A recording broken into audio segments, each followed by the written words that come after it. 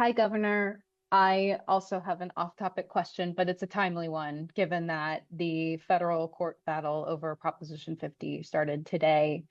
And I just wanted to get your take and just confirmation that Democratic attorneys, I should say, arguing this on behalf of Democrats, have essentially tried to keep Paul Mitchell from testifying and have signaled to the court that they basically don't want that to happen. I just want to make sure that's something you're okay with, that the map drawer of Prop 50 isn't giving federal judges insight into the process or the thinking behind the drawing of the maps. And second, just any other thoughts you have on this court case as it moves forward.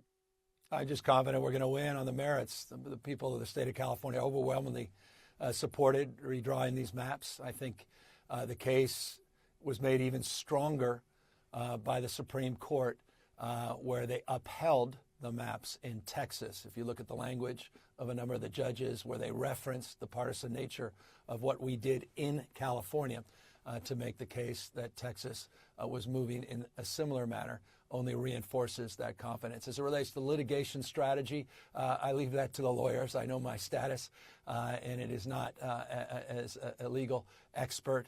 That's why we hire them. And to the extent that they're presenting a strategy or a case and the details and nuances related to that, I defer to them in that respect. But we're very confident that we'll be successful in this endeavor. And may I say, just to sort of connect it back to this larger endeavor, I think this is reflective of that effort as well.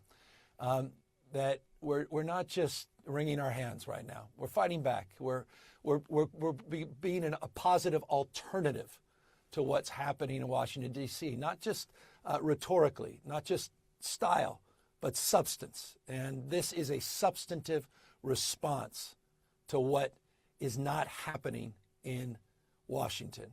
That was a substantive response to the effort to try to rig next year's election. And I'm really proud of this state and our state of mind as it relates to these efforts to meet this moment head on and to assert ourselves and to have the capacity to do that. And again, I believe that maybe in the last question, in the spirit that we opened up, and that is truly the ability to attract the best minds out there. And I'm just humbled and blessed by these three remarkable leaders that they were willing to engage with us. They're willing on behalf of not just the 40 million people we represent here in California, but tens of millions, hundreds of millions of more that are looking for leadership and that are really scared about what's going on in public health and at the CDC today, and for that matter, more broadly, HSS, that they have these remarkable people that are willing to raise their hand and say, we're going to be part of the solution, and we're going to help support a strategy to address that anxiety. They're the antidote to that anxiety.